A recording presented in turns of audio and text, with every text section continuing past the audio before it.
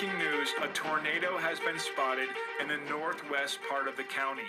Several residents have reported seeing a large funnel cloud moving southeast at a rapid rate.